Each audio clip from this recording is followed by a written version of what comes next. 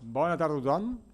Benvinguts a una nova edició del Dijous Europeu, el 8è debat dedicat a les polítiques que es fan a Brussel·les. Recordareu que el títol original era Què nassos es fa a Brussel·les, que la secretaria de l'Ateneu me l'ha fet canviar i ara és Però què hi fan a Brussel·les? Hem parlat de moltes polítiques més conegudes, avui en parlem d'una que no és tan coneguda perquè mereix ser més coneguda, que és la política pesquera comuna. Sabeu que fa 3 mesos vam tenir un debat sobre la política agrícola comuna, que tothom associa amb subvencions faraòniques, i avui parlem de política pesquera comuna, que també caldria associar, entre d'altres coses, amb subvencions, no sé pas si faraòniques, ja ens ho diran, però en qualsevol cas importants. Per parlar d'aquest tema tenim 2 ponents d'excepció, tots 2 parlaran castellà. En José Manuel parla català també, perquè porta 38 anys vivint a la Barceloneta i treballant a la Barceloneta, llavors parla català perfectament, però per atenció a l'altre ponent, a partir d'aquest moment aquí tothom a la mesa parlarà castellà. Entonces estoy muy contento de poder presentar a los 2 ponentes que nos hemos reunido hoy, que son, por orden de intervención, a mi extrema izquierda o a su extrema derecha, si me permiten el comentario político, a un funcionario de la Dirección General de Pesca, la DG Mare, en italiano en el texto. Miguel Ángel Peña es hijo de Madrid, nació en 1960 en Madrid. Hizo la licenciatura de Económicas en la Universidad Autónoma de Madrid, tiene un máster más reciente en la Universidad de Vigo de Asuntos Pesqueros y su carrera profesional la inició en la actual CNMC, o sea, la Autoridad de la Competencia Española, y se fue a hacer no las Américas, sino las Flandes en el año 90, primero como experto nacional, que son, como su nombre indica, expertos que los Estados miembros mandan a Bruselas para que les enseñen a los buenos eurócratas qué es realmente lo que hay que hacer y cómo funciona el cotarro. Hizo eso durante 3 años, pasó a una oposición, se hizo funcionario en el año 93 y estuvo hasta el año 2006, ¿cierto? 2006 en DG Competencia y estuvo en la mítica Dirección General de Competencia, en la mítica Unidad de Telecomunicaciones, que cuando vemos los móviles, que a todos son el flagelo de nuestra época, esto es en grandísima parte culpa de Miguel, con lo cual si en una de las intervenciones quieren, en vez de hablar de pesca, criticar el hecho de que todos seamos víctimas y esclavos de los móviles, él es la persona indicada. Me ha comentado también, viniendo hacia aquí y hablando un poco del Ateneo, que él ha jurado 2 veces la bandera española. Yo le he dicho que esa no era ninguna razón para que él no interviniese en el Ateneo barcelonés, y para compensar eso puedo añadir y añado que no habla ni siquiera en la intimidad catalán, pero que lo entiende perfectamente, con lo cual si hubiese luego una pregunta en catalán, él podría contestarles de forma veraz, fidedigna y sobre todo contestando a la pregunta porque la habrá entendido. Muchas gracias, Miguel, por haber venido. El otro ponente yo lo presento ahora, y entonces ya me callo y dejo que hablen los ponentes, que son quienes entienden del tema. El otro ponente es José Manuel Juárez, que es hijo de Albiño, ¿sí?, en la provincia de Granada. ¿Cómo se llama el pueblo, tu pueblo? Albuñol, Albiño no, Albuñol, en la provincia de Granada, que se vino aquí de muy jovenzuelo y se metió a pescador, que es su gran pasión. Entonces él no es solo desde el año 2008 reelegido en septiembre del 2012, con lo cual este año hay elecciones, supongo, ¿no? Sí, el 20 de octubre, si Dios quiere. El 20 de octubre se volverá a presentar la reelección, es el patrón mayor de la Cofradía de Pescadores de Barcelona, que es una entidad que no solo es una asociación profesional de los pescadores, que son, he oído hace un momento, son unos 30 y pico barcos que faenan desde Barcelona, sino que es una entidad cuyo objetivo es también fomentar el conocimiento, y por eso les agradezco que hayan venido masivamente hoy, el conocimiento de asuntos marítimos y pesqueros. Entonces, la razón por la cual hemos seleccionado estos 2 ponentes, y agradezco a ambos la valentía y la disponibilidad de haber venido, es que van a enfocar la cuestión desde 2 ángulos opuestos. Miguel nos va a hablar un poco del entramado legislativo y técnico que se ha pergeñado desde Bruselas con la mejor intención, y vamos a ver con qué resultado, y José Manuel justamente nos va a hablar de qué implicaciones tiene ese entramado en la práctica y cómo se maneja sobre el terreno. Sobre el terreno, no sé si es una buena metáfora, sobre las olas, ¿sí? En alta mar. Muy bien, pues hasta aquí he llegado yo, con lo cual me retiro a un magnífico segundo plano. Hablará primero Miguel para que luego José Manuel pueda criticar con más fundamento e incisión. Gracias, Miguel. Vale, Pues bueno, buenas tardes. Yo conozco a Stefan desde hace más de 20 años y aunque él dice que yo tengo la culpa de lo de la liberalización del este de comunicaciones, él también estuvo metido en el mismo follón. O sea que las culpas son compartidas como mucho. Bueno, la pesca. Hay una cosa que me gustaría empezar contando algo que a lo mejor es evidente, pero que, no sé, a mí me parece siempre interesante decirlo. La agricultura ha acompañado a la humanidad ha alimentado a la humanidad desde hace 10.000 años, 11.000 años, desde la revolución neolítica. Ahora bien, la pesca lleva alimentando no solo al Homo sapiens, sino de hecho a los antecesores del Homo sapiens, seguramente al Neandertal en Europa y en África a los pre-sapiens desde hace más de 150.000 años. Yo creo que recordar que los anzuelos más antiguos que se han encontrado, yo creo que me parece recordar que en Sudáfrica, en yacimientos de presapiens, se han datado en 150.000 años antes de Cristo. Y en Europa, en el Mediterráneo, yo creo que algunos los más antiguos deben andar por los 40 o 50.000 años. Es decir, la pesca nos acompaña desde hace muchísimo tiempo. Y si miran ustedes, los instrumentos básicos para la pesca tampoco han cambiado tanto. Los anzuelos y los arpones, en aquellos casos, son de marfil, pues no se diferencian mucho a los que se usan actualmente. Lo que se ha cambiado es todo lo demás, la detección, la potencia que se aplica en la pesca, etcétera, etcétera. Hecho este inciso, lo que yo les voy a contar es un poco a nivel bastante agregado porque, por definición, yo lo veo desde más arriba, desde Bruselas. El patrón mayor se lo va a contar desde mucho más abajo y desde una perspectiva que está mucho más cercana al terreno, lógicamente. Voy a dar en primer lugar, una serie de cifras. La Unión Europea es el mercado más importante del mundo en lo que se refiere al consumo de productos de la pesca y de la acuacultura. El más grande del mundo. Se consume más o menos, en media están alrededor de 25 kilos de pescado per cápita, que la media mundial está alrededor de 20. En Europa está en 25. Dentro de Europa hay unas variedades enormes, desde 5 kilos en Hungría, fundamentalmente de especies de aguas de ríos, de agua fresca, carpas o truchas, hasta 56 kilos en Portugal, casi 50 en Estonia y España, que tradicionalmente era el segundo mayor consumidor de Europa, ahora es el tercero. En España son unos 42 kilos más o menos. La flota europea no es capaz de producir todo lo que se consume. Ahora mismo lo que es la producción europea no llega está alrededor del 55% del consumo aparente. Es decir, el otro 45% se importa de terceros países. ¿Quién pesca? Bueno, la flota europea, toda ella son unos 85.000 barcos. 85.000 barcos que representan 1.600.000 toneladas y 6 millones de kilovatios. Se dividen en más o menos el 80% de los barcos y casi el 45% del empleo son barcos de hasta 12 metros, que en nuestro argot conocemos como barcos de pequeña pesca costera. Luego hay otro 14% que son barcos industriales y luego el restante 7% son grandes barcos que pescan en aguas muy lejanas, por ejemplo en el Pacífico, en el Índico, los famosos atuneros del Índico, por ejemplo. A nivel agregado, la flota pesquera europea es rentable. Toda ella, si la miramos como un único todo, rentable. Y tiene una tasa de rentabilidad que ha ido mejorando bastante desde el 2008, en que estaba en pérdidas, y ahora mismo, en el 2013, estaba en unos niveles de rentabilidad de casi, en términos de beneficio neto, de un 7%. Que si ustedes lo comparan con el 0% que les dan, que está el tipo de interés del 0% del Banco Central Europeo ahora mismo, bueno, pues es rentable.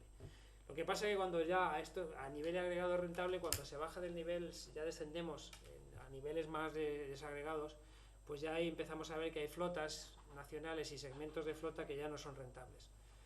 Por ejemplo, en el Mediterráneo tenemos la flota chipriota entera, no es rentable, y la flota maltesa en gran parte tampoco es rentable. Si los miramos por tamaños, sin embargo, vemos que la flota industrial lo está haciendo bastante bien. La que va un poco peor es la flota de la que les decía, la pequeña pesca costera.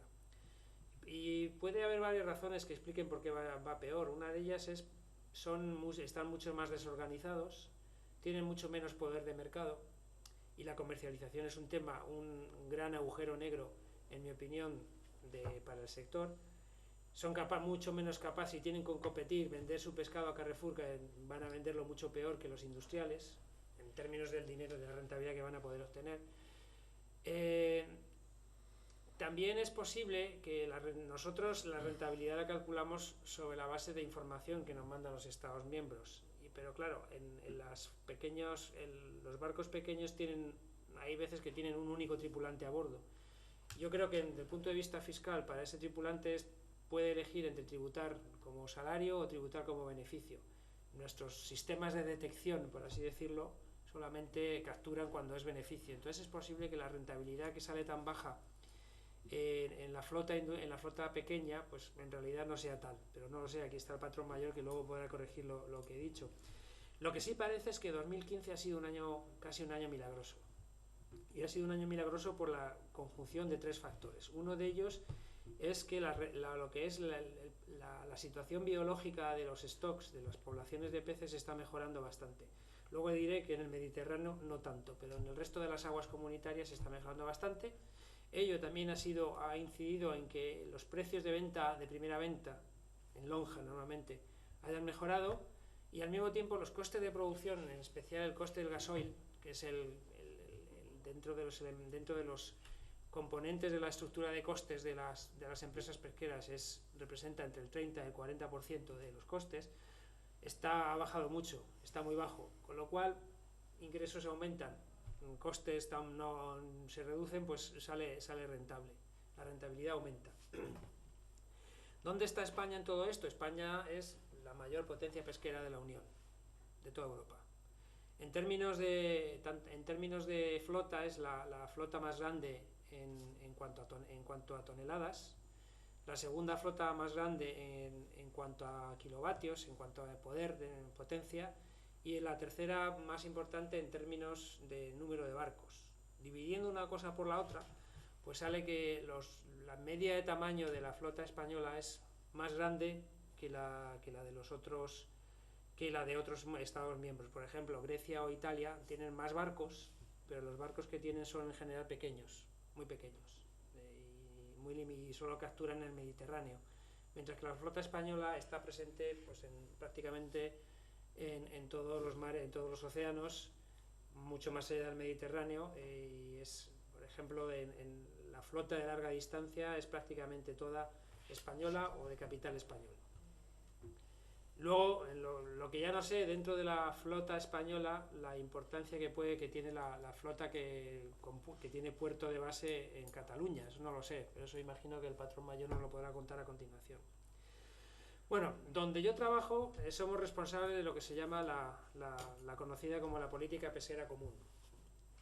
Entonces, la política pesquera común es un conjunto de legislación, de normas, pero tiene objetivos. La justificación tradicional para que haya una política de pesquera, para que haya alguna manera de un sistema de gestión, es que es lo que se conoce como la tragedia de los comunes. Es una cosa que se inventa, la primera vez que se menciona la tragedia de los comunes es en el siglo XVIII, y tiene que ver no con el mar, sino con los prados comunes de los pueblos. Entonces, los prados comunes, en principio, su acceso es libre, todo el mundo puede poner una vaca o una oveja, y al final, si nadie controla cuántas ovejas ni cuántas vacas se ponen, al final el prado queda arrasado y las vacas se mueren. Con ello quiere decir que los mares, los stocks de las poblaciones de peces no son de nadie, son comunes, es un bien, lo que se conoce como un bien común. Entonces, al ser un bien común, es muy fácil, aunque sea un bien común renovable, es bastante fácil que aquellos que pueden extraer o que utilizan este bien común no paguen todos los costes que para la sociedad representa el que ellos exploten esos stocks. Entonces es lo que se llama en economía externalidades negativas. Estas externalidades negativas lo que llevan es a la prevalencia de elementos de corto plazo sobre el largo plazo. Es decir, es muy fácil. Si todos ellos estuvieran de acuerdo, a lo mejor todos ellos podrían decidir no pescar ahora porque quiero pescar pasado mañana y el pez será más grande. Pero como es muy difícil que todos ellos se pongan de acuerdo, la tendencia natural es que si yo no pesco este pez, lo va a pescar otro, entonces mejor lo pesco yo y lo pesco hoy. La consecuencia es que si esto funciona así, y ahora ya no está tan claro que funcione así, es el declive de las poblaciones de peces. Estoy seguro de que ustedes habrán oído hablar de que las poblaciones pesqueras de peces de la Unión Europea estaban en gran medida en declive, extinguidas, a punto de extinguirse y en una situación bastante desastrosa. Lo cual era cierto, pero ya no es tan cierto, porque en los últimos años se está mejorando mucho, al menos en todas las aguas comunitarias, es decir, en el mar Báltico, en el mar del Norte, en el Atlántico Norte, en el Atlántico Sur, la situación está mejorando mucho. Lo que queda por ahí es un agujero negro que es el Mediterráneo. Entonces esto que les decía es la justificación de la política, es la razón de ser de que haya una política común pesquera. Tiene unos objetivos. Su objetivo es un objetivo que es triple, por lo menos, y es asegurar el mantenimiento de la sostenibilidad, es decir, introducir un elemento de largo plazo. Les decía que la tendencia es que el pescador tienda a pensar en el corto plazo, lo cual a lo mejor ya no es cierto. Entonces esto introduce un elemento de largo plazo y es asegurar la sostenibilidad, es decir, que siga habiendo poblaciones de peces no solo mañana, sino pasado mañana y dentro de 20 años, etc. Al mismo tiempo también se trata de garantizar que esto que nosotros llamamos como sostenibilidad medioambiental o biológica, no es el único objetivo, se complementa con otros dos, que son que eso mismo se asegura al mismo tiempo la sostenibilidad económica de las flotas y la sostenibilidad social de los que viven de la pesca. El problema que hemos tenido es que, dado que la situación biológica estaba muy mal, ha sido necesario y sigue siendo necesario primero arreglar la parte biológica, porque la idea es que detrás de la parte biológica será más fácil arreglar la parte económica y la parte social. De nuevo, esto es una regla general, es posible que en algunos casos pues no sea así. Lo que pedimos es sacrifique usted a corto plazo, porque a largo plazo la situación va a ir mejor. Y lo que estamos viendo es que hay ocasiones en las que es cierto y hay ocasiones en las que no es tan cierto. Y entonces ahora estamos tratando de ver por qué es eso lo que se diría en inglés, ese trade-off, ese intercambio entre corto y largo, no está ocurriendo. La política tiene 4 patas. No les quiero contar toda la política porque pues, son libros y libros en muchísimos páginas y páginas de legislación. Tiene una parte que un poco ya les he contado, que es la parte de conservación. Tiene una segunda parte que es la comercialización. Una tercera parte que es la dimensión exterior. Y luego la última parte es la parte financiera, el apoyo, lo que se llaman las subvenciones. El núcleo duro fundamental, por supuesto, es la parte de conservación, y desde el año 2013 tenemos en vigor la nueva política común pesquera que introduce de una vez quiere arreglar la situación biológica, y ha introducido 2 reglas fundamentales que son que de aquí al 2020, a más tardar el 2020, las poblaciones de peces tienen que tener un determinado tamaño que en el argot se llama el rendimiento máximo sostenible. Digamos, si ustedes piensan en una campana, que estemos en lo alto de la campana. Y es una situación que asegura que las poblaciones de peces se van a perpetuar, y que la parte que yo extraigo de la población de peces, dado que el tamaño de la población, los peces al menos son cada vez más grandes, yo iré sacando, con el mismo porcentaje puedo sacar más peces. El segundo elemento fundamental de esta parte de conservación es lo que se llama seguramente habrán oído hablar, se llama la política antidescartes o la obligación de desembarco. Tiene que ver con otra misión fundamental de la política pesquera, y es que los pescadores producen alimento y alimentan a la sociedad, y es una función fundamental. Lo que ocurría es que, por una serie de razones, porque las pesquerías no son limpias, porque usted cuando pesca va a pescar merluza y salen otros 20 especies distintas, había una parte no comercial de la pesquería, o por ejemplo en tamaños más pequeños de los comerciales, que esa parte se tiraba. Se tiraba al mar. La tiraba al mar y estaba, ya cuando llegaba al mar estaba en general muerta ya. Y entonces desde hace unos años ha habido una campaña que ha ido en contra, cada vez más en contra de lo que se considera ese despilfarro, y se ha ido poniendo en marcha, sobre todo en los países del norte. Vamos, empezó en Noruega, ya existe en Estados Unidos y ahora estamos introduciendo nosotros una política antidescartes. Quiere decir que en un plazo determinado se tienen que reducir los descartes al mínimo. Casi todo lo que se capture hay que llevarlo a tierra. Luego hay una tercera pata de esta política de conservación, que es, hasta ahora la mayor parte de las decisiones de la política de pesca se tomaban en Bruselas. Tomarlo en Bruselas no quiere decir que lo tomase la Comisión. Como saben ustedes, las instituciones son Comisión, Parlamento, las tres principales son Comisión, Parlamento Europeo y Consejo. Fundamentalmente, el reparto de funciones es la Comisión propone y luego adoptan el Parlamento y el Consejo. Pero dentro de esta nueva política, lo que vamos a hacer es un poco al revés. Se introduce un concepto que es la regionalización, y que consiste en, aunque la competencia sigue estando en Bruselas, la práctica, la implementación y la propuesta se devuelve a las regiones. No tanto a la región, lo que se llama regionalización, que no es regionalización en el sentido de regiones dentro de un país, sino que se piensa más bien en un enfoque de cuencas marítimas. Por ejemplo, que determinadas decisiones que tienen que ver con el Mediterráneo se adopten entre los Estados miembros que son mediterráneos, o decisiones que tienen que ver con el Mar del Norte se adopten entre los Estados miembros al nivel del norte. Tienen que hacer una propuesta a Bruselas. Bruselas, si todo el mundo está de acuerdo y viene así, pues se adopta, y tiene el mismo nivel que una legislación adoptada directamente desde Bruselas. Esto es por simplificar, la cosa es mucho más complicada. El segundo elemento que tiene mucho que es la política de comercialización, que viene de la política agraria común, que es lo que se llama la Organización Común de Mercados, y tiene varios elementos. Estos elementos son, por ejemplo, normas de comercialización, información a los consumidores, trazabilidad, y en concreto dos mecanismos. Uno de ellos se fomenta que los pescadores se organicen a la hora de comercializar, y es una figura que se llama las organizaciones de productores, que van a poner en marcha planes de comercialización y producción que, en teoría, su objetivo es mejorar los ingresos para los pescadores.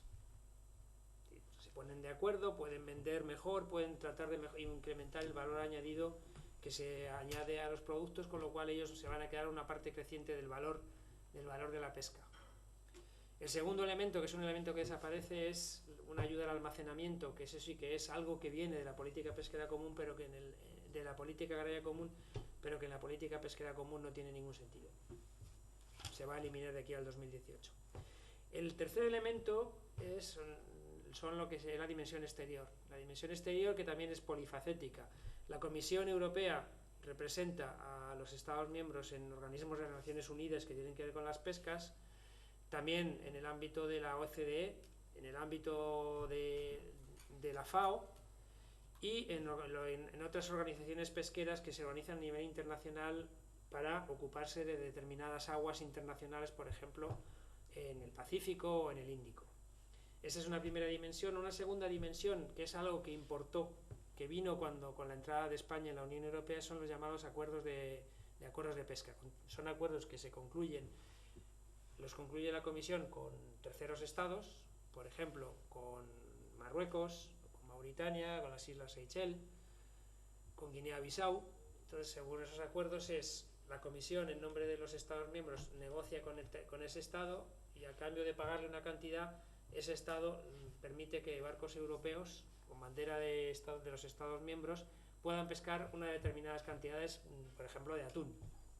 Tenemos tres tipos de acuerdos. La mayor parte son acuerdos de atuneros, que permiten que se pesque donde tienen bancos de atún, allí vayan barcos europeos y pesquen. También tenemos lo que se llaman acuerdos mixtos, fundamentalmente con Marruecos y con Mauritania, que son muy importantes, para, por ejemplo, las flotas andaluzas y algunas flotas gallegas. Y luego tenemos lo que se llaman acuerdos nórdicos, que son con Noruega, Groenlandia y las Islas Faroe. Y ya es otro tipo de acuerdo porque más que ellos nos den acceso a sus aguas, que también lo hacen, nosotros les damos acceso a las nuestras. Y allí se intercambian toneladas. Toneladas, por ejemplo, de caballa, toneladas de bacalao. Esta es la tercera dimensión. La cuarta dimensión es lo que se llaman las ayudas, la política estructural.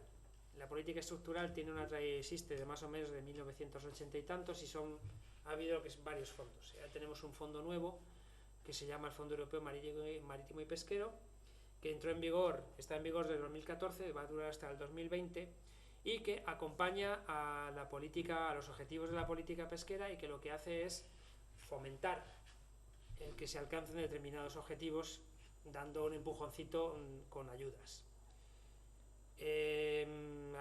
Su naturaleza ha ido cambiando mucho hasta el año 2004, por ejemplo, 2006, bueno, 2004, en realidad 2006 se pagaba para la construcción de barcos, ya no se paga la construcción de barcos, ahora se paga para el desguace de barcos y se va a dejar de pagar el desguace de barcos de aquí a 2 años.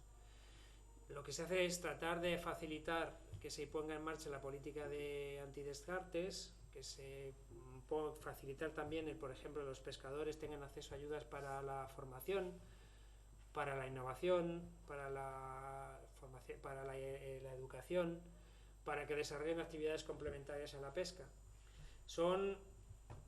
También cubre la acuicultura y la transformación, y lo que se hace es, hay un dinero que está disponible para todos los Estados miembros, y ese dinero se reparte entre los Estados miembros.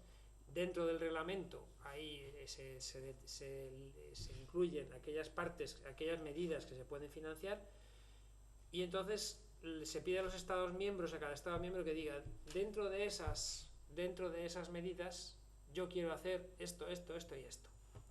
Entonces los Estados miembros lo que hacen es, cada uno hace un programa operativo en el que dice, estas son mis prioridades y a estas prioridades quiero dedicar tantos recursos.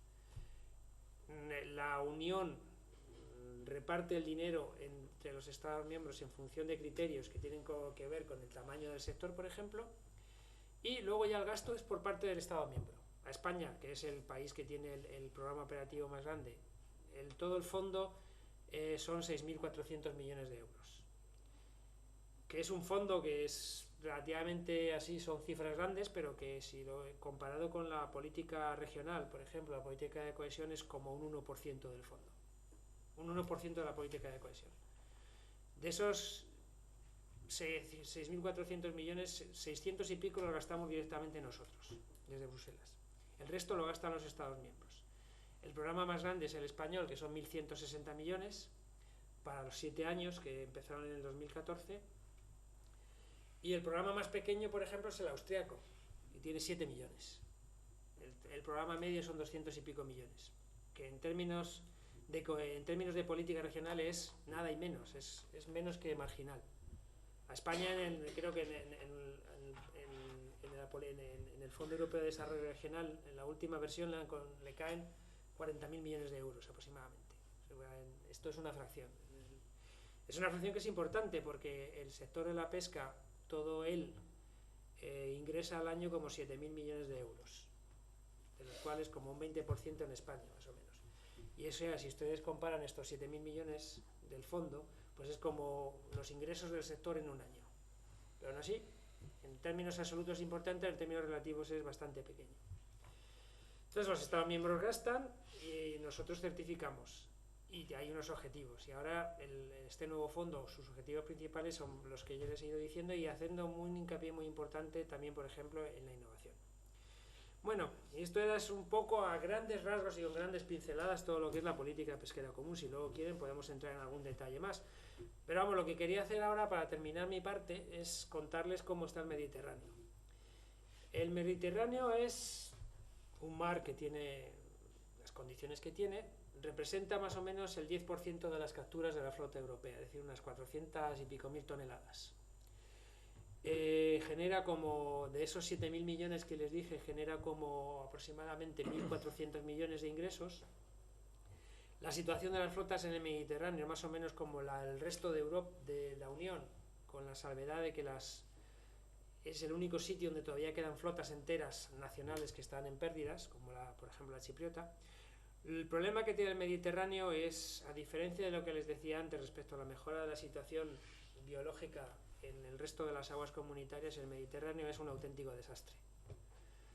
No hay información científica,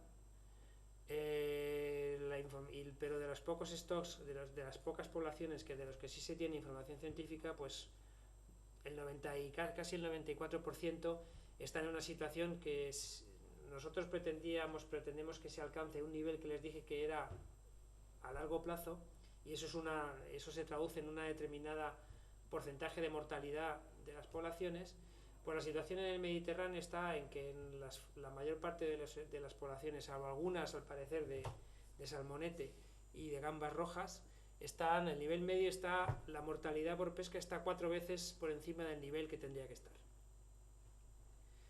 Y a esto hay que ajustarlo, hay que volver a esta situación de equilibrio, por así decirlo, dentro de aquí al 2020. Entonces, la ventaja que se tiene es que hasta hace un año aproximadamente no se sabía que la situación estaba tan mal, porque ni siquiera se tenía información. Ahora por lo menos hay información y se sabe que la situación es muy mala. Lo cual también imagino que tiene implicaciones desde el punto de vista de la rentabilidad de las flotas, pero bueno, eso es algo que no está tan claro porque nuestros datos no son tan buenos. ¿Es desesperada la situación? Pues no, porque el mar se regenera con facilidad, y porque haciendo las cosas de una determinada manera se puede fácilmente obtener el éxito. No sé si ustedes se han oído hablar, imagino que habrán oído hablar de la situación del atún rojo, que es ahora mismo la especie emblemática del Mediterráneo, que estaba en una situación muy mala desde el punto de vista biológico. Se hablaba incluso de la posibilidad de que se extinguiese la población hace 4 años más o menos. Hace 4 años lo que se decía de la situación, la población del Mediterráneo estaba a punto de extinguirse. Y en estos 4 años el stock se ha recuperado y ahora mismo está en una situación de equilibrio, está en situación óptima. ¿Cómo se ha podido conseguir ello? Pues respetando las cuotas, invirtiendo muchísimo dinero en medios de control en el mar, control en la mar, control en tierra, y que la gente haya respetado las cuotas. La responsabilidad sobre el atún rojo no es únicamente de la Comisión es parte de una conferencia que se ocupa del atún rojo, en el cual la Unión Europea tiene una cuota, y esa cuota luego se distribuye entre los Estados miembros. Pero parece que todo el mundo es una cuestión de concienciarse. Ha habido una concienciación suficiente que ha acompañado por parte de los pescadores y por parte de los consumidores, que se ha acompañado con políticas de disuasión, inversiones y ayudas, y al final el stock parece que se ha recuperado. En febrero de este año hubo una conferencia en Catania donde se paseó revista a qué pasaba en el Mediterráneo. Y ahí es la conclusión que se llegó, es que efectivamente la situación en el Mediterráneo está muy mal.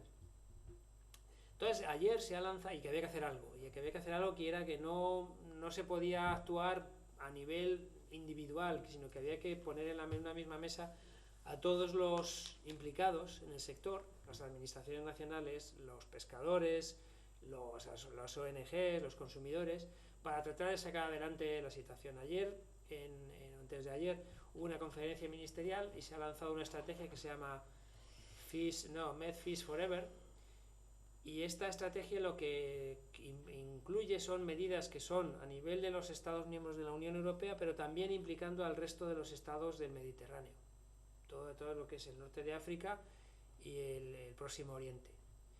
Y se van a tomar medidas concretas y se va a tratar de mejorar la situación, el nivel de conocimiento científico de cómo están los stocks.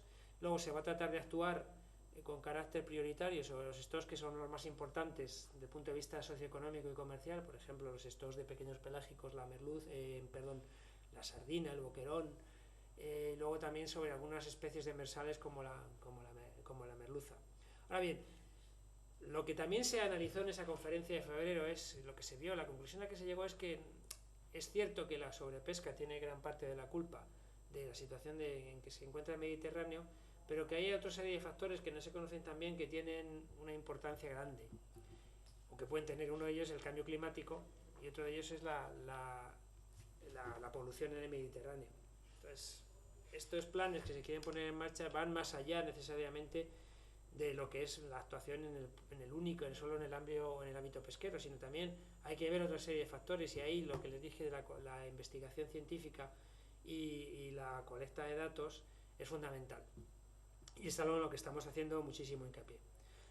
O sea, en resumen, es una política que es complicada, pero que la verdad es que comparando cómo estaban las cosas cuando yo empecé ayer en pesca, ya por el 2006, hemos tenido que cambiar. A nosotros en Bruselas nos gustan mucho las historias, nos gustan mucho las narrativas, es decir, no contar solamente cifras, sino contar toda una historia. Entonces hemos cambiado. Nuestra historia ya por el 2009 era una historia bastante trágica y era una situación prácticamente de destrucción, de declive y casi irreversible. Sin embargo, ahora mismo pues la situación la narrativa ha cambiado y ahora es bastante más optimista. Y vemos la posibilidad de que realmente el sector de la pesca, de aquí a unos años, se convierta de nuevo, y no como estos últimos años ha sido, en un sector que sea viable económicamente, y sobre todo en un sector que se convierta en atractivo para los jóvenes. Porque hay un problema que hemos observado se observa en muchas pesquerías, en muchas flotas, y es que hay un envejecimiento progresivo y que los jóvenes no están interesados. Los jóvenes abandonan la pesca, y lo que ocurre es que en muchos casos en las pesquerías, las flotas, sobre todo las flotas industriales, que sus condiciones de trabajo son duras, están fuera de casa mucho tiempo, se están llenando con inmigrantes legales, en algunos casos también inmigrantes ilegales, pero inmigrantes legales. Entonces la idea es no reemplazar no necesariamente quitar a los senegaleses que estén trabajando en la flota industrial española y poner de nuevo españoles, sino que los españoles quieran volver. Y quieran volver porque sea un sector como una profesión como cualquier otra, como ha sido, con toda la magia que tiene la población, la profesión de pescador, pero que pueda permitir que la gente viva bien y viva bien de la pesca. Y es algo que realmente, mirando otros países que están más avanzados, que también han tenido más suerte porque sus pesquerías son distintas, por ejemplo en Noruega o en Islandia, se ve que allí la profesión de pescador es una profesión como otra cualquiera, es una profesión, la gente quiere entrar a pescar y que viven de eso. Y esa es la idea que nosotros en Bruselas tenemos, contrariamente a lo que a veces se piensa, que lo que queremos es cargarnos el sector y cerrarlo. Bueno, yo ya no quiero decir más. Muy bien, con esto ya he dicho bastante. Gracias. Muchas gracias, Miguel. Espero que no sea callarse para no hablar ya jamás, como los matrimonios, ¿no? Hable ahora o calle para siempre. Todos recordarán a Mágico González, el gran jugador del Cádiz. Aquí tenemos a Mágico Juárez, que nos va a hablar de la magia de la mar y sobre todo de las películas que tal vez haya contado Miguel. No lo sabemos, ¿eh? Es una pregunta que ahí queda para que la responda el patrón mayor de la Cofradía de Barcelona. Adelante, Osona. Bueno, buenas tardes a todos. Muchas gracias por vuestra asistencia. Y bueno, buen jugador, muy técnico. Yo soy un poco más bruto, soy más un Puyol, pero gracias por el halago.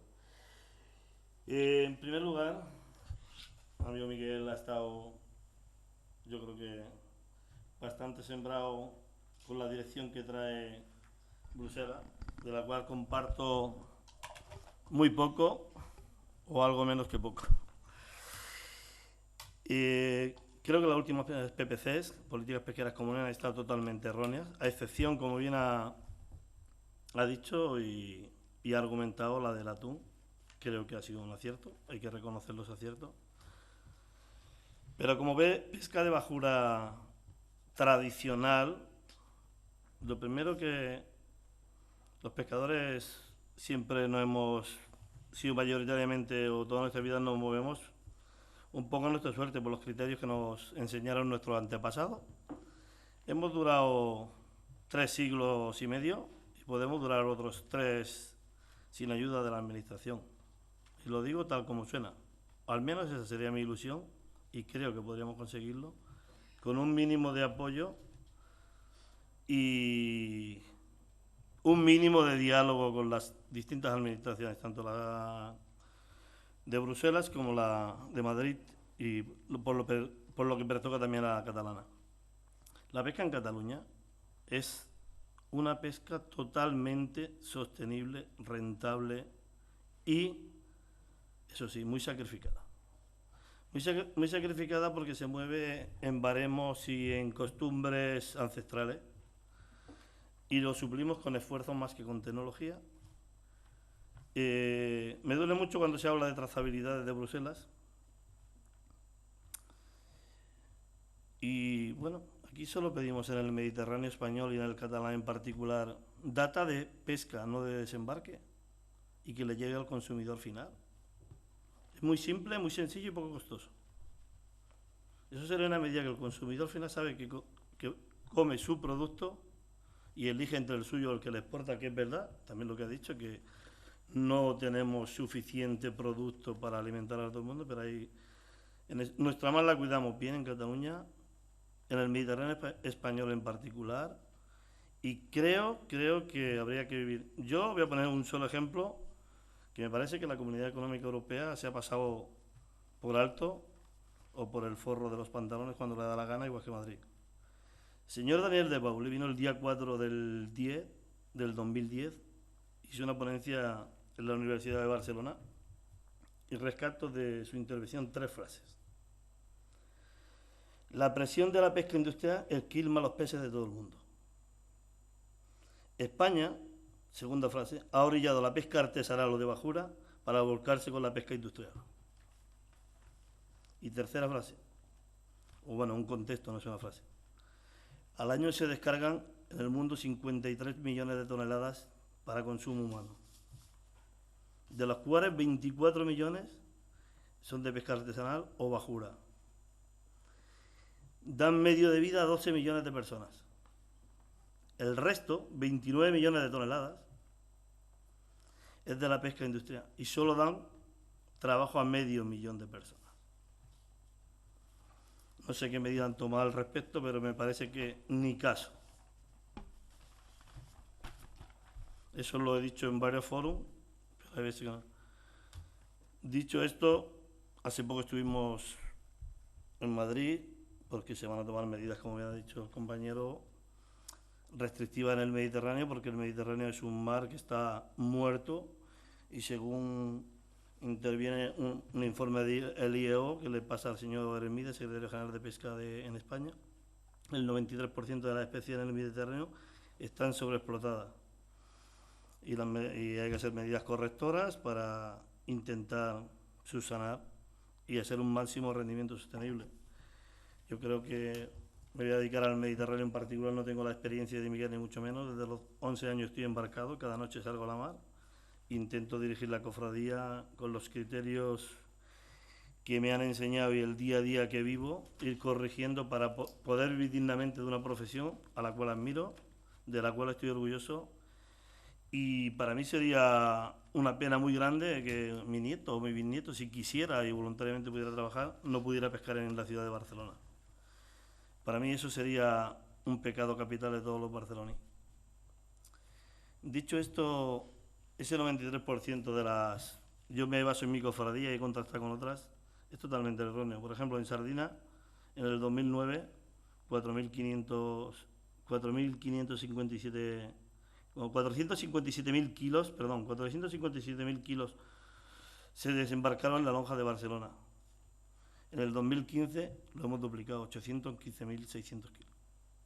Es decir, lo hemos duplicado la pesquera y así sucesivamente hemos ido manteniendo. Esta es la especie que teóricamente de los pequeños pelágicos está en peor estado en el Mediterráneo español.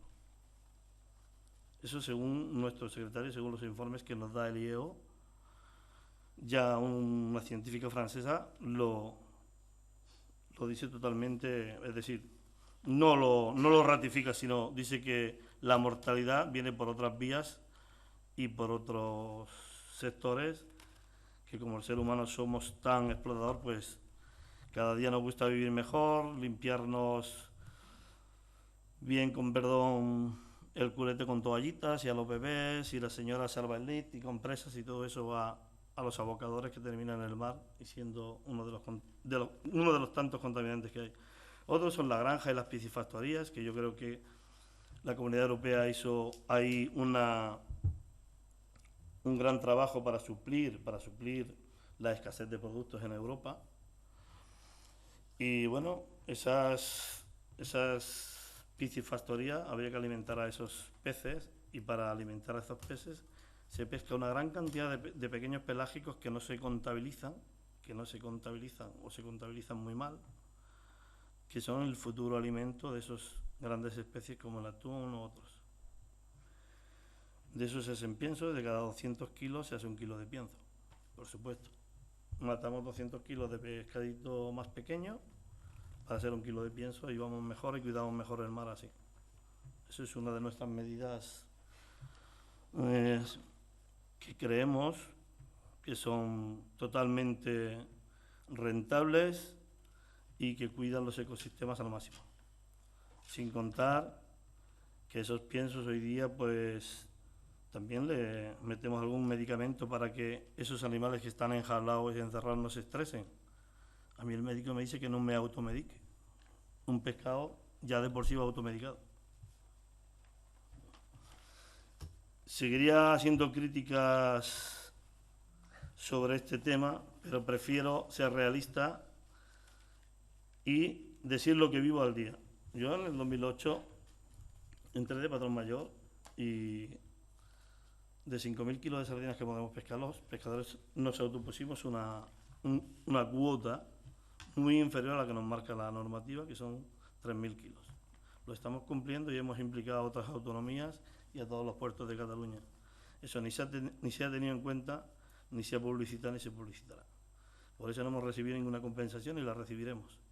Si a cambio nos han reducido, después de estar 25 años en el cerco haciendo paradas biológicas, de las cuales los marineros que vamos a la parte, es decir, que salimos cada día en mareas de menos de 10 horas y regresamos cada día, pesquemos o no pesquemos, sin pesca también regresamos y volvemos a salir otro día a probarlo con nuestra suerte. Nos hemos comido nuestras prestaciones por desempleo, sin ningún tipo de ayuda de las distintas administraciones. Y lo grave es que a nuestros armadores, yo soy pescador asalariado, no tengo embarcación, no se le ha aumentado, se le ha mantenido las ayudas que le daban, sino que se le han disminuido. Paramos 2 meses y nos pagan 15 días. Siguen siendo medidas muy restrictivas para la poca compensación y sobre todo la sobrenorma. Y suerte, como ha dicho antes el gasoil, suerte que el petróleo ha bajado, suerte. Dicho esto, el petróleo también son subvencionados. Creo que hay barcos de la pesca industrializada, la pesca de gran altura, que es por la cual no están legislando la pesca de bajura. No quieren o no les da la gana de diferenciar la pesca de bajura. Y pongo un ejemplo muy sencillo, es decir, que es una realidad, que sabe la administración, que sabemos todos los pescadores, que sabemos todo.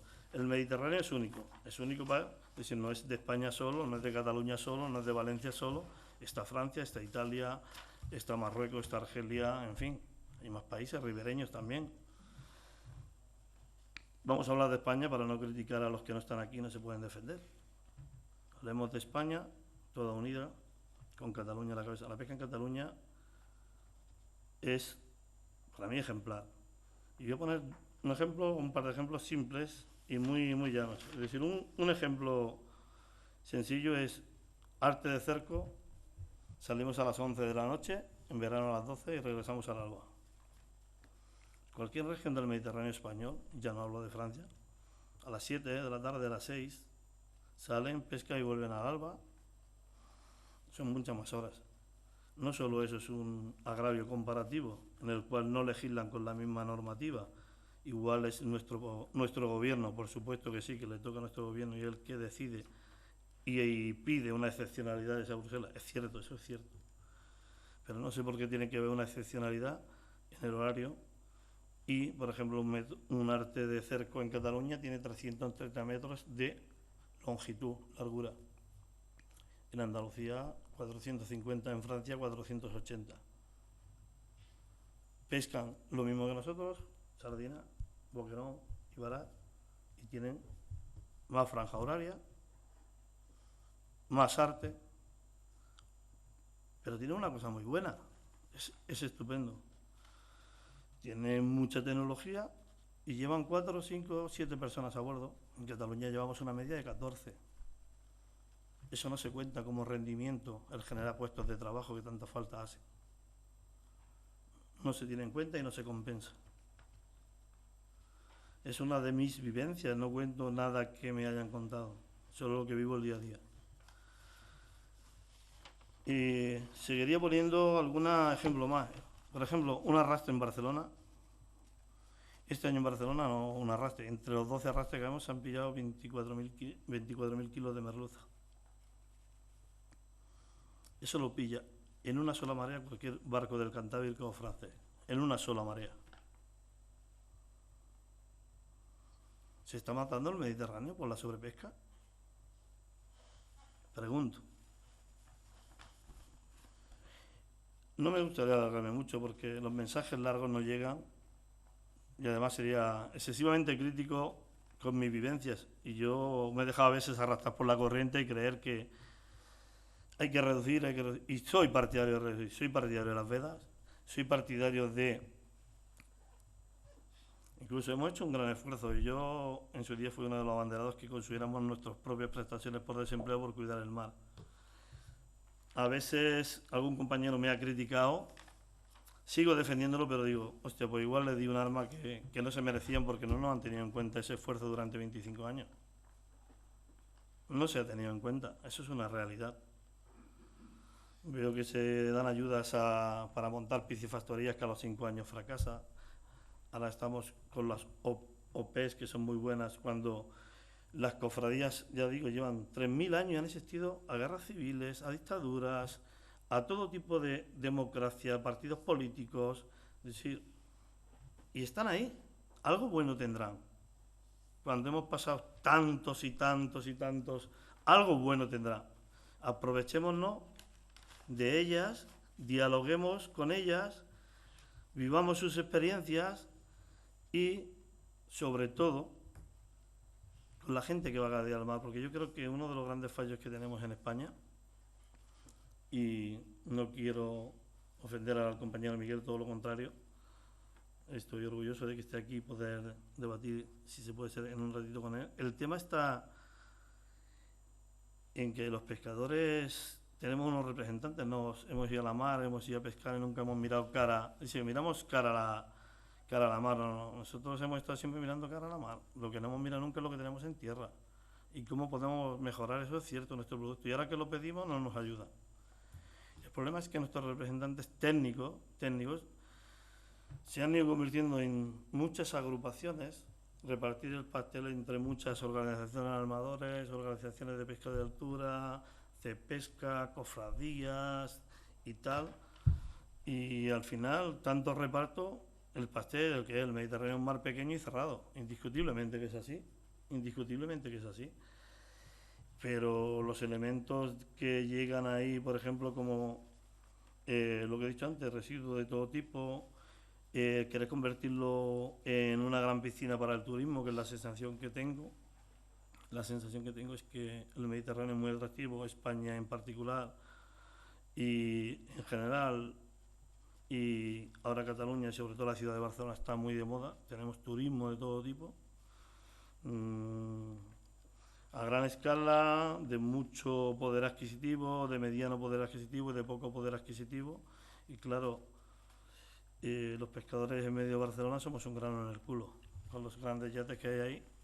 No estamos bien vistos, no estamos muy bien vistos, y eso que últimamente, en los últimos años, tengo que reconocer que por primera vez, los últimos 4 o 5 años, la administración ha estado un poco escuchando, al menos no ha escuchado, se ha reunido y se ha dado cuenta. Tenemos la infraestructura dentro de una ciudad como Barcelona, que es para mí la mejor del mundo, indiscutiblemente, pero en todos los aspectos, económicamente, a nivel de turismo, a nivel de infraestructura, a nivel de organización, a nivel de todo.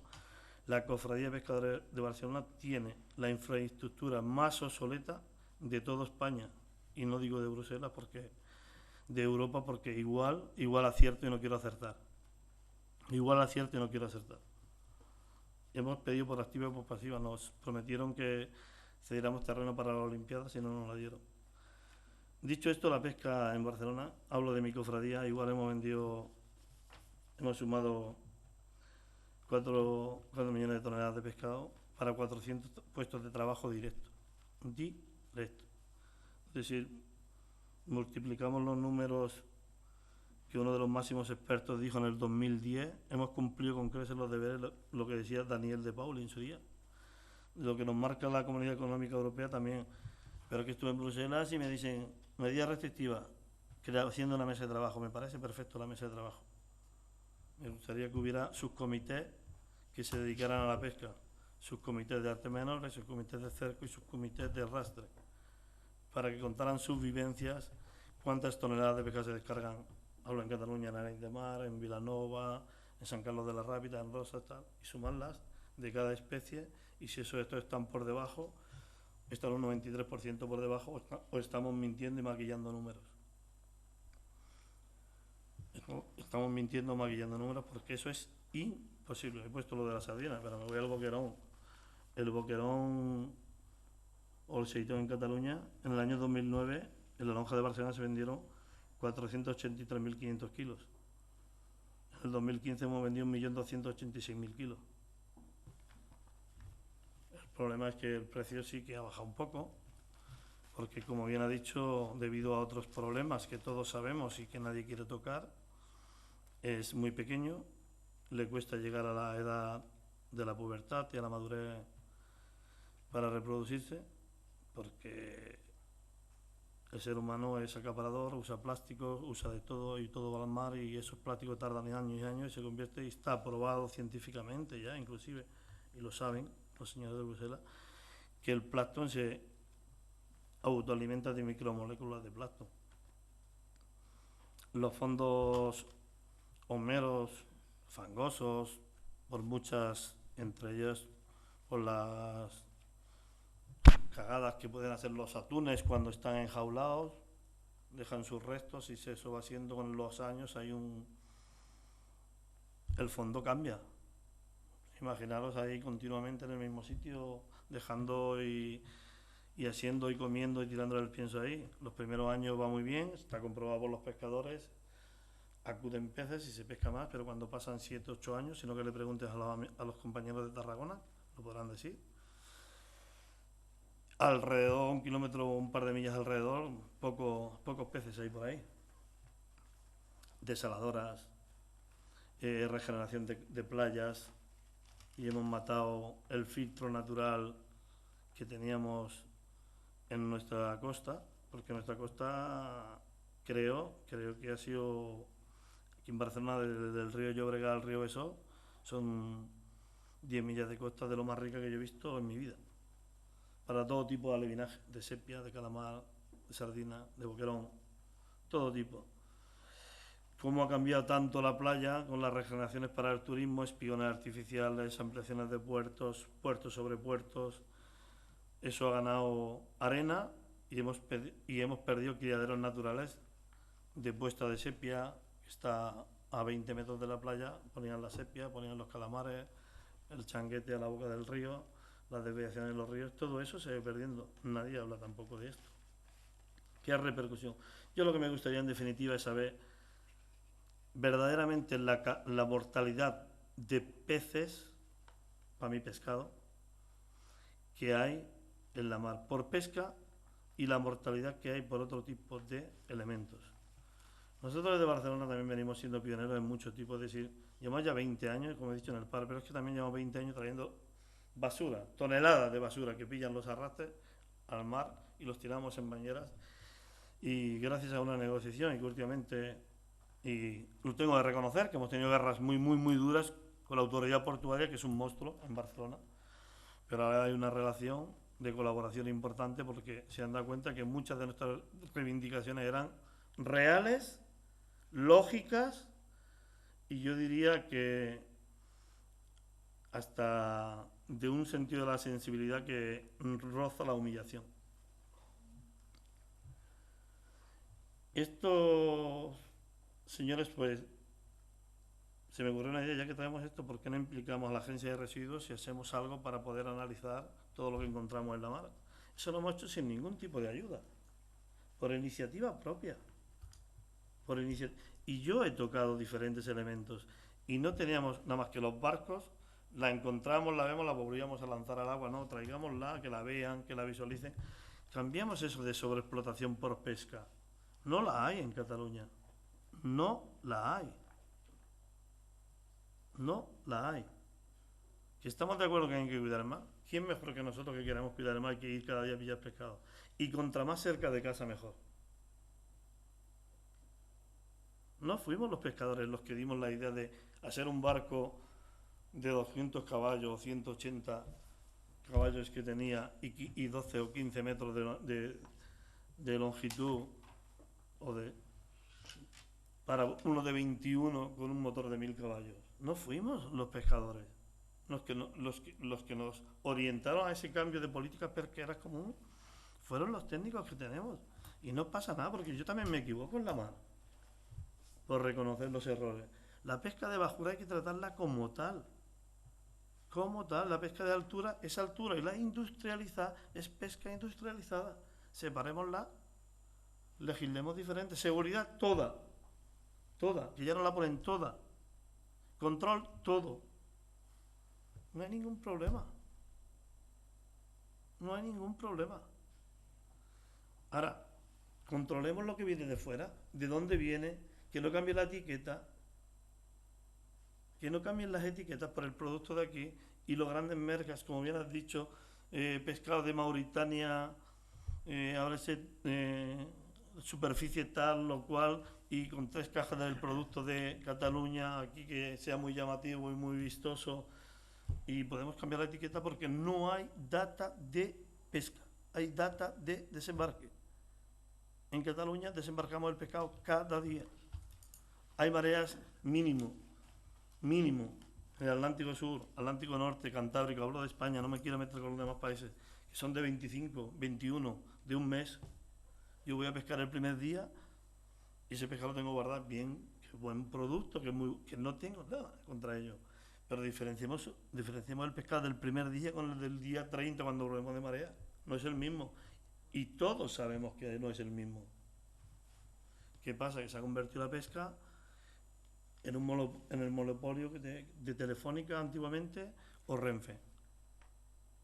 ¿Por qué es esto? Somos armadores de 7 o 8 barcos, una flota de barcos importante. Somos algunos dirigentes de organizaciones. Somos compradores de pescado, somos distribuidores de pescado,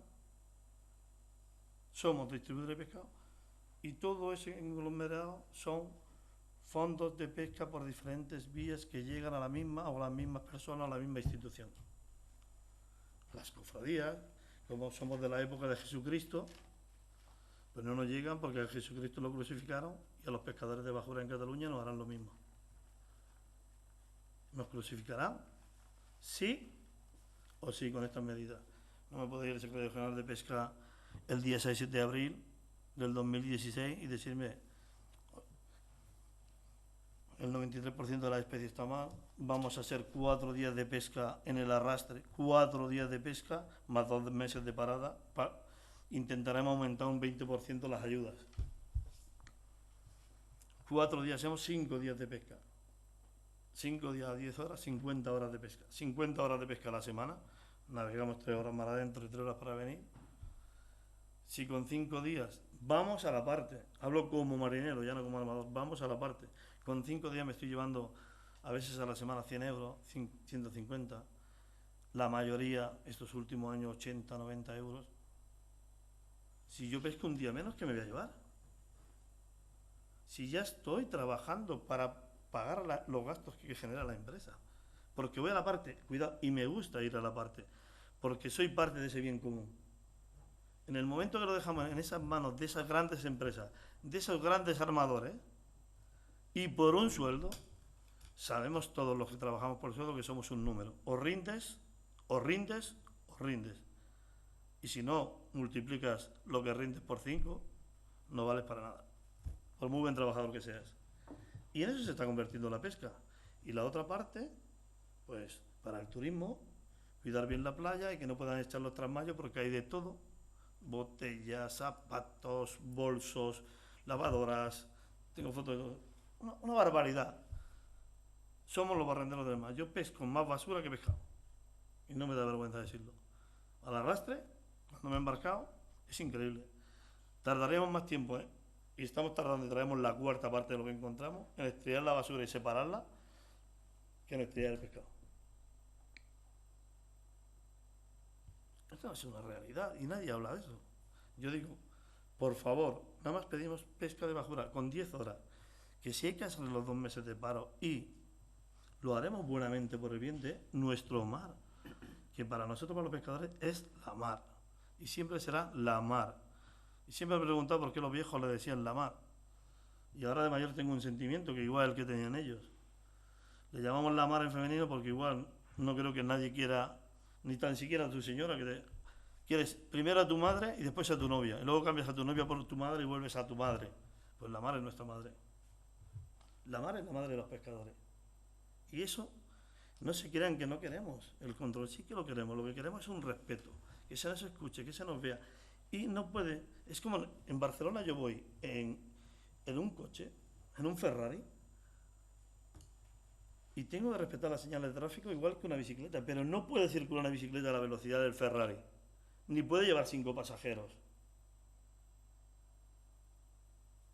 Tiene que legislarse diferente. Tiene que legislarse diferente. Yo sé que eso es un trabajo, yo sé que eso cuesta. Yo sé que se habrá puesto encima de esa y que igual muchos de los pescadores no habremos querido, seguro. Seguro que también tenemos nuestra parte de culpa. Pero el gobierno cuando quiere, por real decreto, sí o sí, paro. Y luego lo que es imposible es que a barcos de 40, 50 años, cuando en el 2017 ya le han dado un finiquito, estén pidiendo a armadores que no tienen ni para comer, que le den la parada definitiva, no se la den. Y venga un gran buque de 80 metros de la empresa tal, pum, y se le pague tranquilamente el desguace o la parada definitiva, como se le llama. Y a un barco de pesca tradicional de bajura que es de madera, pues no, porque por puntuación o por requisitos, pues no, porque representa que ese barco nada más que saca del mar 3 toneladas de pescado y el otro saca 37. Eliminamos a este que está haciendo mucho daño. Pero en el Mediterráneo no hay ningún barco que saque 37 toneladas de pescado en la pesca de bajura. Sí. Muy bien, Bueno, muchísimas gracias, lo siento. La magia de la mar y la magia de las cifras. No sé qué les parece si dejamos a Miguel la oportunidad, por alusiones, de defenderse algún crochet, gancho y uppercut que ha recibido y dir-hi la seva, ¿sí? Bueno, yo es que en realidad yo estoy de acuerdo con él en gran medida. No lo veo de una manera distinta. Es decir, perdona. Lo que sí puedo decir es que desde luego en Bruselas no hay ningún plan para liquidar a la pequeña pesca artesanal y para dejarlo todo en manos de los grandes barcos. No, hay determinadas pesquerías que es imposible físicamente meter un gran barco. Otra cosa es que a lo mejor se vayan creando empresas que tengan muchos barcos pequeños y que esas empresas que tienen muchos barcos pequeños actúen de una manera más cercana a las grandes empresas industriales que otras. Pero bueno, eso ya es... Nosotros somos, y yo no sé, imagino que las administraciones nacionales y las regionales, no sé cómo funcionan, pero lo que conozco de las nacionales, pues tampoco hay un plan.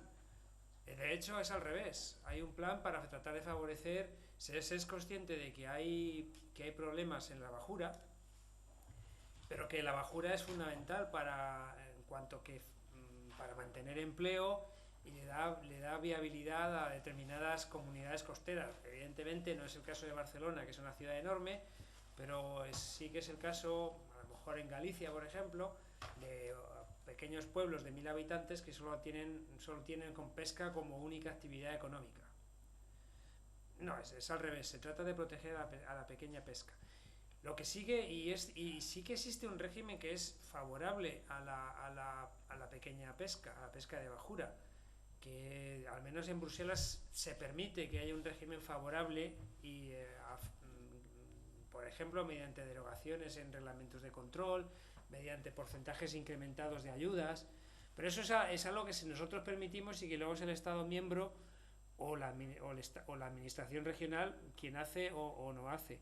Lo que sí que estamos observando, que es un fenómeno preocupante, y es que, puesto que el control es bastante más intenso últimamente respecto a las flotas industriales, vemos que hay flotas industriales de las que salen barcos y luego los que salen de las flotas industriales están entrando en las flotas de bajura. Las flotas de bajura pescan más cerca de la costa y muchas de ellas no están sometidas a limitaciones de capturas impuestas desde Bruselas. En algunos casos las existen a nivel, por ejemplo, cuántas toneladas pueden pescar.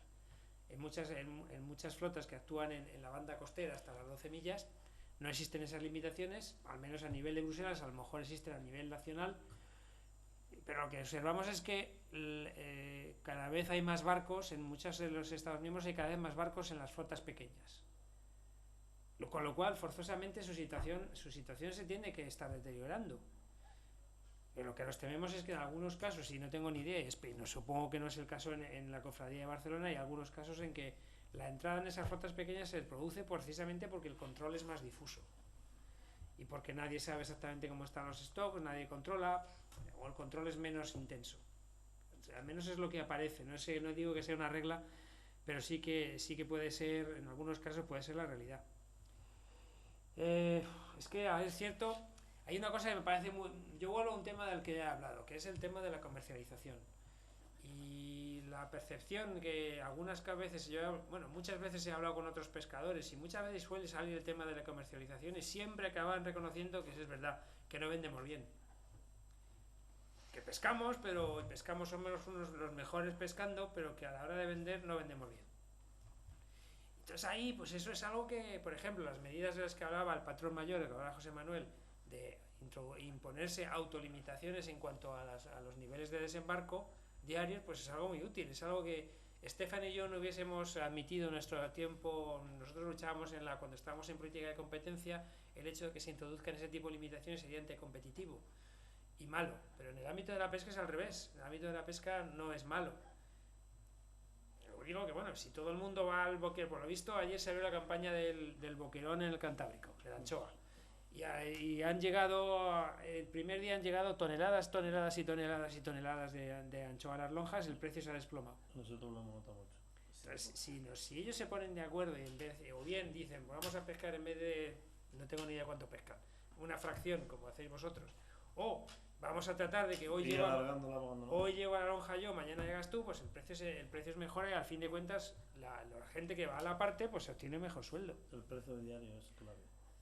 Pero eso es algo que desde un punto de vista de una administración, nosotros introducir controles de precios no vamos a poder introducir controles de precios. Es el mercado el que determina la oferta y la demanda, pero vosotros controláis la oferta. Sí. Entonces es cuestión, en gran medida, pues se os puede ayudar en la comercialización. Y de hecho en el nuevo fondo pues hay ayudas para mejorar la comercialización, pero a fin de cuentas quien comercializa sois vosotros. Cuanto lo mejor lo hagáis, pues más sacaréis. Y nosotros, al revés, nosotros creemos en que el sector es viable y tiene que ser viable y tiene que haber gente que viva de la pesca. Cuanto mejor vendáis y más ingresos tengáis, pues mejor. No me gustaría venir con la caña, pero es que son dos cositas en el tintero. Es decir, por ejemplo, si Bruselas o el Estado miembro, porque puede ser el Estado miembro, probablemente, es capaz, y voy a poner una cifra que no quiero ni decir porque me da vergüenza. En el 2007, no tengo los datos del 2007, pero en el 2008, la talla mínima del jurel pasó de 2 a 15 centímetros en el Mediterráneo. No se está pescando jurel, no se está pescando. La talla de 12 centímetros era muy valorada comercialmente. Y se ve, alguno, como bien has dicho, la pesca que no trata el tema del descarte de algún jurelito con el boquerón, se ve. De 12 a 15 centímetros. Pues del 2009 se implantó en el 2008. Del 2009, que son 103.000 kilos, casi 104.000 kilos, que se vendió en la lonja de Barcelona, hemos pasado a 29.000. Con una medida restrictiva. Una medida técnica por Real Decreto, que no la queríamos los pescadores. Y se implantó, la aceptamos, y los números no han mejorado. Pregunto si ha habido algún seguimiento Y ni Dios me contesta.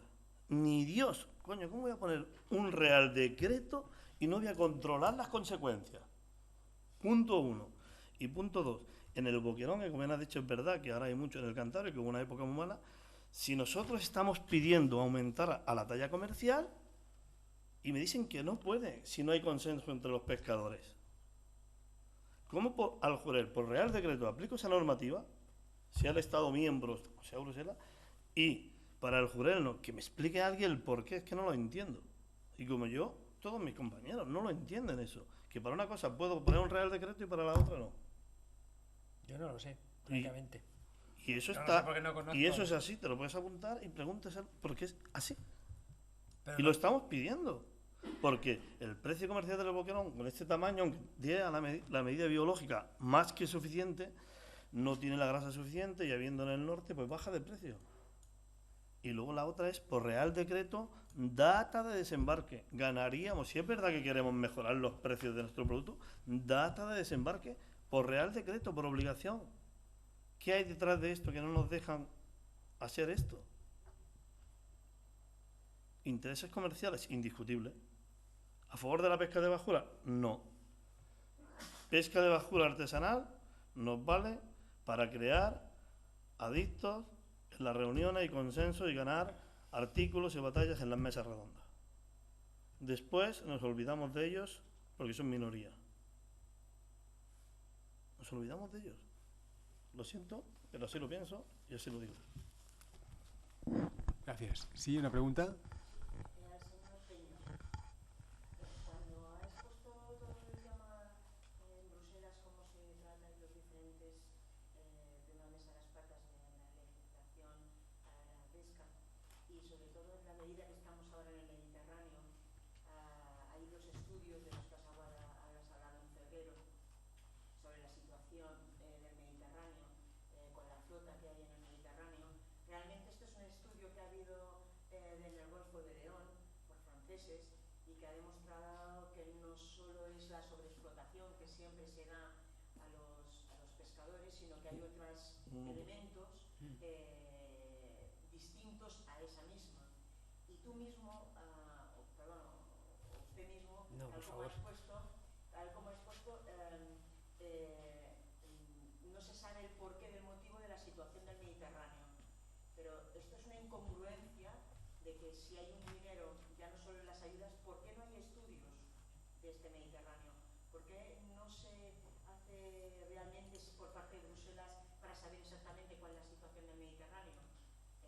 Y se podría ver porque la situación de ahora con la nueva política pesquera que va a haber respecto a la talla del boquerón, o incluso me suena ya por lo que has dicho, como en otras pesquerías en el Atlántico, en el Cantábrico, de dejar el mar descansar un poco porque eso ha funcionado, hagámoslo en el Mediterráneo. No sé si vas por ahí o esa nueva política pesquera, si no tiene un fundamento científico que avale aquello, que es precisamente lo que el patrón mayor decía ahora con esa medida que se tomó con el jurel.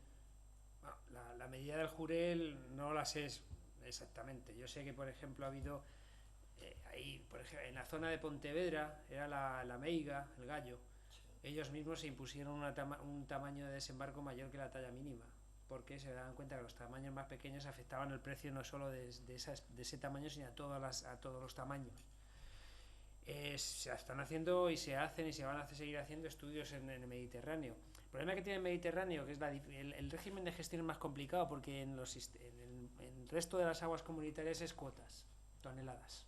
La flota española tiene X toneladas. En el Mediterráneo es esfuerzo y medidas técnicas, esfuerzo ya sea, por ejemplo, cuántas nasas, cuántos días de mar, y además son pesquerías extremadamente complejas porque son mixtas. Hay un lance, te salen, no sé, 40, 50 especies o 30 especies te pueden salir de profundidad en un demersal. En los arrastres. Te sale muchísimo. Entonces las interacciones entre especies son mucho más complicadas, pero se están haciendo estudios. Aquí en el Mediterráneo tantas, pero 10 o 12 puede ser. Sí, pues estudios se hacen. Entonces sí, también se sabe que existen factores distintos de la propia pesca. Lo que ocurre que tampoco con eso no se trata, no, la solución pues es completar más, hacer más estudios, y estamos poniendo en marcha planes de gestión plurianuales, por ejemplo. Están en marcha, están adoptando, pero están en ello, estamos en ello. Lo que pasa es Planes que de tardamos. gestión que se adapten a cada Hay litoral. uno, Sé que Bruselas va por GA2. Bueno, aceptamos ya, no quizá por comunidad, por GA2.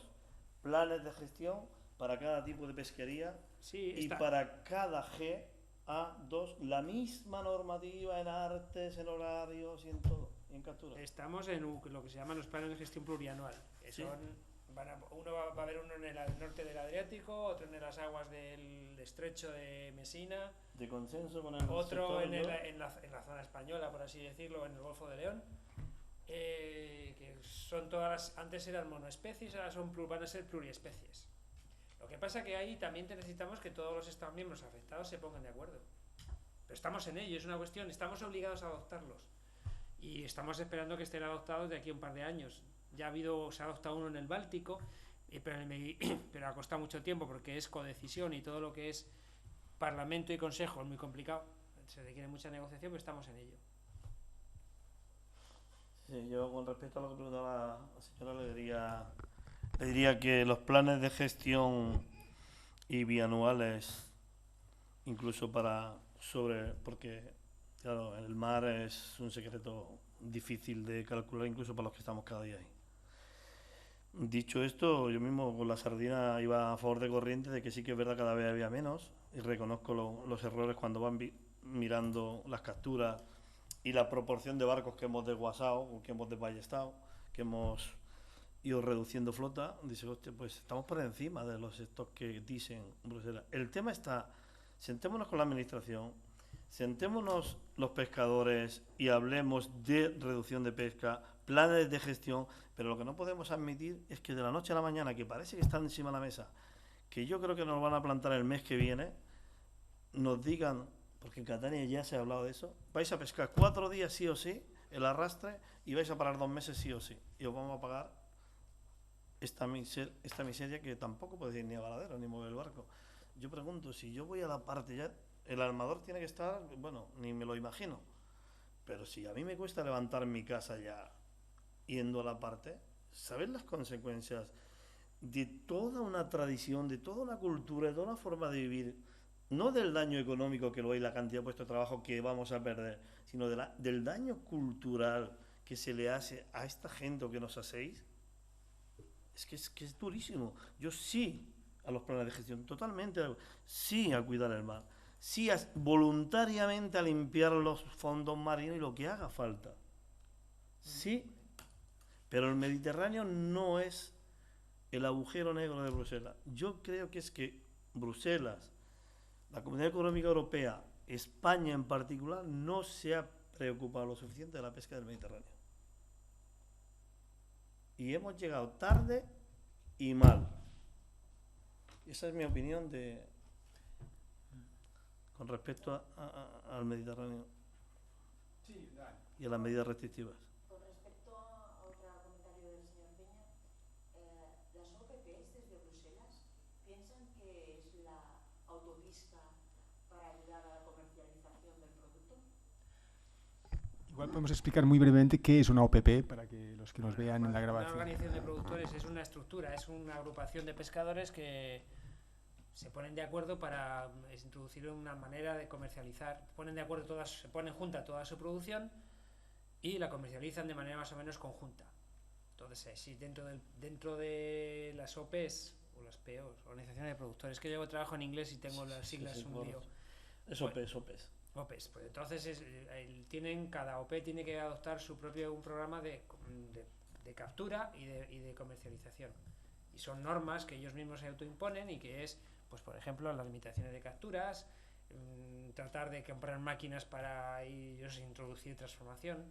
Es una avenida que se ve y que está funcionando, parece ser, para mejorar las condiciones de venta. ¿En qué países?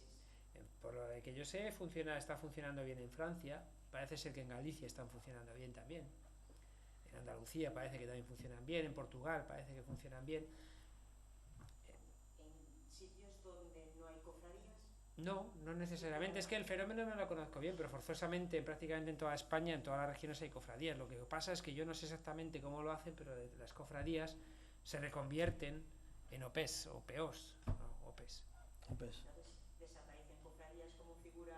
No, no necesariamente tampoco. No sé si crean un ente, que crean una entidad que depende de la cofradía, que es el OP. No lo sé exactamente la fórmula. Habría que preguntar, eso lo pueden ustedes preguntar. Pregúntenle, no sé, los espaderos de la Guardia o los que tengan por ahí que hayan creado una OP.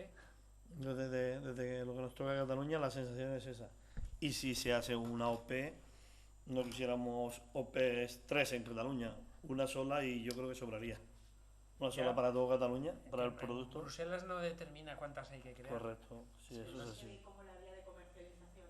Es lo que le No, preguntaba. no necesariamente. Es una vía de comercialización que Una parece más. que funciona. Pero, Cuando- por ejemplo, Hay subvenciones y ayudas para que se para convierta. eso hay ayudas, pero también hay otras ayudas, por ejemplo, para la venta directa por parte de los pequeños pescadores.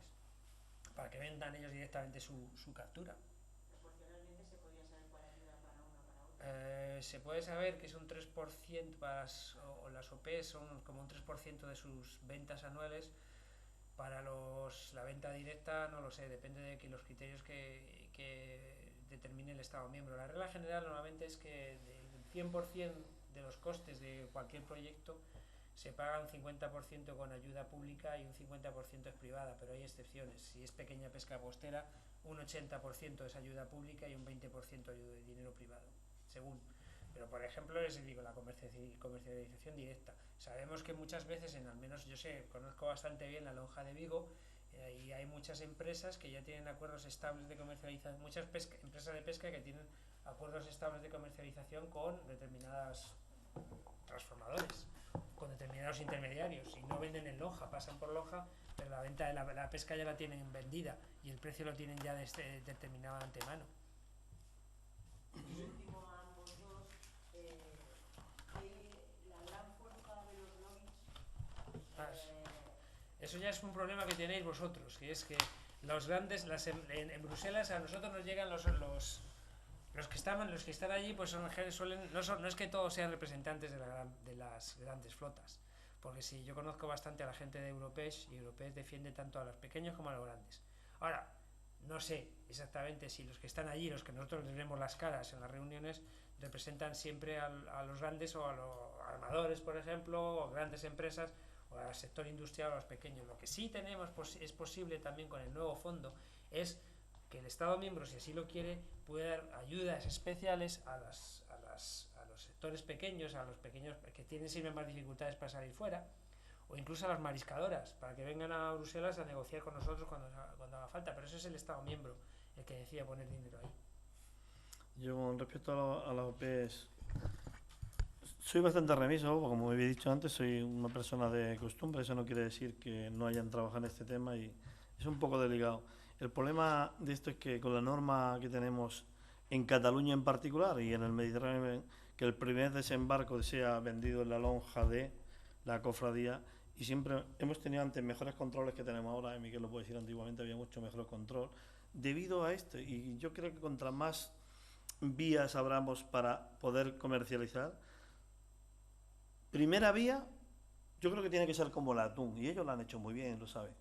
La primera vía en la pesca de bajura tiene que ser en la lonja y de las cofradías. En cuanto a las lonjas pasen a manos de terceras personas, el descontrol es mayor. Porque las cofradías... Y está pasando, y ellos lo han hecho muy bien con el atún.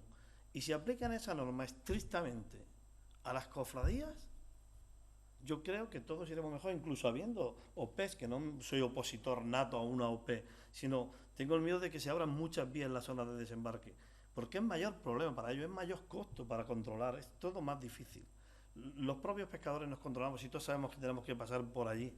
Incluso alertamos en qué caladero está más activo, porque este barco ha pescado allá y allí hay mejor caladero, pues dejamos este descansar y todos vamos en busca de ese día del caladero, y creo que ellos tienen conocimiento también de esto porque lo saben, y más hoy con los AIS y todo este tipo de que tenemos de seguimiento, lo tienen muy controlado. Yo digo, primera venta, lonja, cofradías, donde están ya implantadas en el Mediterráneo. Sí. Señor Vilma, ¿qué de los pescadores españoles y del Mediterráneo y qué piensan los pescadores de Bruselas. Sin palabrotas, ¿eh? Sin palabrotas, sin palabrotas. Bueno, nosotros no, nosotros No somos- hay palabrotas. No, opinión ninguna. Como una actividad muy perseguible, porque tenemos Mossos, tenemos Guardia Civil, tenemos Armada de España, tenemos Dirección General de Pesca, tenemos hasta 7 entidades que vigilan esta propia actividad. ¿Qué piensa Bruselas de los pescadores? ¿Tiene buena opinión? ¿Piensan que son profesionales? ¿Y qué piensan los pescadores a través de las políticas de Bruselas? ¿O si les llega bien la información que en Bruselas en el trabajo se hace? ¿Es un amor desamor? ¿Es un encuentro desencuentro? Para nosotros son los clientes. Y si nos quedamos sin clientes no tenemos ninguna razón de ser. No, pero hay un respeto absoluto y máximo de la profesión. Y es como todo, pues hay gente que es más profesional y hay gente que es menos profesional, pero la opinión es buena y somos conscientes de que hay una evolución hacia de ver, cuando sigues de unos años para acá, oyes hablar a los pescadores y te das cuenta que ellos mismos, la idea de la sostenibilidad, de la necesidad de que no hay que esquilmar, de que hay que respetar las reglas, se abre de paso poco a poco y eso es un desarrollo positivo, porque ellos mismos evidentemente están cuidando lo suyo y es lo lógico y eso también es bueno para la sociedad porque si ellos cuidan lo suyo, pues lo suyo está cuidado para todos, pero no hay ningún elemento en contra, al revés. Desde los pescadores lo vemos bastante diferente, no, un poco diferente. Por ejemplo, aquí en Barcelona, voy a Barcelona ciudad, por no irme a Cataluña, tenemos el mapa, tenemos inspectores del Gobierno Central, inspectores de la DGP, Departamento General de Agricultura y Pesca de la Generalidad, Mossos de Escuadra, Guardia Civil del Mar, el control de la autoridad portuaria porque estamos en puerto autónomo del Estado. Es decir, tenemos una... que no, a mí particularmente, digo la verdad, no me molesta, pero sí que ves un agravio comparativo. Y lo que más me molesta de ellos en sí es que cuando a veces le preguntan por qué tantas veces, son muchos cuerpos, no se van a poner de acuerdo. Te viene el guardia civil de turno de la lancha del mar o los miembros del mapa y me dicen, no, es que nosotros tenemos que presentar en Bruselas un mínimo de 300 expedientes. 300 o expedientes o revisar un barco para ver si es legal, tiene un mínimo. Claro, le es mucho más fácil desde Barcelona al puerto de Barcelona que no irse a Port de la Selva, por decir algo. Ya hablo de Cataluña y claro, si comparas el Mediterráneo con el Báltico, coger una lancha y comerte ahí un temporal de 5 horas, ir aquí al Mediterráneo, yo los entiendo como trabajadores. No quiere decir que eso sea así siempre, pero le es más fácil complementar. Y me gustaría tener la estadística de cuántos expedientes hay en el Mediterráneo o en Barcelona, porque es una ciudad grande y le pilla muy fácil y tiene sus centros instalados aquí. Yo con Port de la Selva o con algún otro puerto son abismales. Son abismales. Porque les pilla muy cerca, les es más cómodo, indiscutiblemente que hacen su trabajo, pero es así. Hacemos lo que se llama análisis de riesgos. Entonces, las actividades de control van a donde es más fácil, se concentran donde es más fácil que haya infracciones. Pero ¿Cómo Hacienda esto? ¿Hacienda hace igual? Sí, pues lo mismo, es una actuación igual. No vas a donde parece que hay, pero no, en donde hay más actividad es no necesariamente en puertos como Barcelona, es en otras zonas. Y en cuanto al número de infracciones, pues hay todo, es como el transporte por carretera, pues todo el mundo, hay muchos que la mayor parte son buenos, pero hay algunos que no son buenos. Si yo digo expedientes controles rutinarios, Ya, como hay pero 7 cuerpos. Sí. Desde Bruselas, al Estado miembro que es España, por lo que te he oído y has expuesto, me da la sensación de que hay algo que no llega lo suficiente o en el control a España de eso que tiene que hacer, que luego repercute en cada comunidad autónoma, en tanto cuanto tenemos este estado de comunidades autónomas. Entonces me da la sensación de que a lo mejor Bruselas pudiera tener una idea y a la hora de llegar a esa idea a España y que la desarrolle, no hay ese control para que esa actividad llegue también, que sería por parte, en todo caso, no sé si es de tu departamento. Sí, no, pero si hay Bruselas no es Bruselas. Bruselas son los Estados miembros y el Parlamento Europeo. Es decir, son ellos mismos. Estamos hablando en general, pero luego los pequeños estados o los estados como pequeñas comunidades, para entendernos jurídicamente. Pero me refiero que como si no hubiera esa vía de comunicación Y con España, ¿verdad? No, es las vías de comunicación. ¿Te refieres a las ayudas, a toda la Por política? ejemplo, sí, por ejemplo. No, las ayudas, el sistema es así, se llama gestión compartida. Nosotros damos el dinero y es el Estado el que gasta, pero bajo nuestro control. Y en los capítulos que nosotros aprobamos primero cómo lo van a gastar. Ahora, el fondo anterior han sido 140.000 proyectos. Nosotros no tenemos capacidad para gestionar 140.000 proyectos. Lo que pasa es la Autoridad Nacional la que gestiona los proyectos, pero nosotros le pagamos solamente cuando la Autoridad Nacional nos certifica que esos proyectos se han hecho de acuerdo a las reglas. Cuando por alguna razón o por otra no se han respetado las reglas, no le pagamos. Pero vamos, que puede haber problemas puntuales, los puede haber como siempre, en casi todas las cosas, pero en general la comunicación es constante, al menos. Quiero decir, pero yo no sé si la parada temporal que a ti te pueden dar va a ser de 32 días o 28 días o 40 euros o 50. Yo sé que tienen que dártelo bajo determinadas circunstancias y si estás dentro de esas circunstancias no hay problema. Sí, bueno, al trabajador son 45 días, 15 días. Obligación parar 30 mínimo.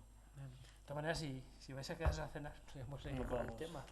Sí, Muy bien. Acabado. Muchas gracias, Miguel. Agradezco a los asistentes y sobre todo a los ponentes un debate interesante que vamos a concluir sobre esta nota armoniosa y gracias por la pregunta que lo ha permitido, que ha servido en bandeja, ¿verdad? Eso es como en volea, en pelota de volea, de la armonía y de la buena comunicación que hay a todos los niveles, hasta Bruselas en la cima o en la cima, según se mire. Les agradezco a todos su presencia aquí y les emplazo al siguiente Juegos Europeo en el mes de mayo, que no se va a celebrar, sino que en su lugar se va a celebrar un acto en el ciclo de política americana sobre Obamacare, sobre lo único que probablemente haya conseguido para la posteridad Obama, aparte de su propio premio Nobel, que es una especie de seguridad social. Y vamos a hablar con Rafa Bengoa, ex consejero de Sanidad del Gobierno vasco, que fue asesor de Obama en ese cometido, y nos parece que merece la pena sacrificar el Jueves Europeo de mayo para ese debate. Les emplazo a él el 15 de mayo, si no me equivoco, y para concluir vamos a escuchar el himno europeo, como hacemos siempre al final del Jueves Europeo. Vamos a ponerla. Eso yo me niego. Si lo encuentro, claro. Pues ahora.